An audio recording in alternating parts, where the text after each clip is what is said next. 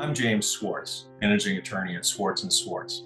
So the MBTA, or Massachusetts Bay Transportation Authority, is the service that provides public transportation throughout Massachusetts, including buses, trains, and other services. But oftentimes, there are accidents that involve these buses. The MBTA owes a duty of care so as not to cause injuries to its passengers. So what that means is drivers have to be properly trained. They have to be aware of their surroundings and drive safely. And also platforms at the stations have to be properly maintained and have to have in place safeguards to prevent injuries.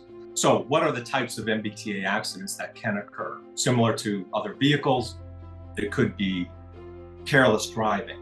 There could be tires that blow out because they're not maintained properly. Perhaps other failures on buses. Also, as mentioned, platforms need to be safely maintained. There need to be bright colored painted lines where there are hazards involved. There need to be proper signs warning passengers about hazards that might exist on the properties. Drivers of MBTA buses have to take care just as any drivers would on the roadways who are driving cars and trucks. So for example, they need to pay attention to the rules of the road, no improper lane changes, no speeding, those kinds of issues.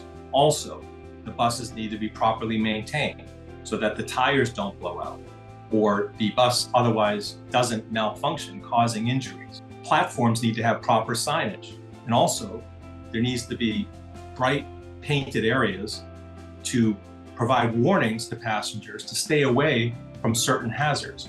It's important to note, though, that there are some differences when pursuing a claim against the MBTA. One important difference is that there is what's called a Tort Claims Act that applies to such claims. So, for any plaintiffs pursuing an injury claim against the MBTA, there's a notice requirement. Unlike most other situations involving motor vehicles, a notice needs to be sent to the MBTA authority no later than 2 years after the happening of the accident, and the lawsuit has to be filed no later than 3 years after the incident.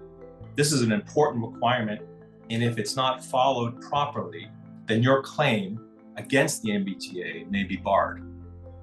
So if you have questions about injuries suffered on an MBTA bus in Massachusetts, contact Swartz & Swartz.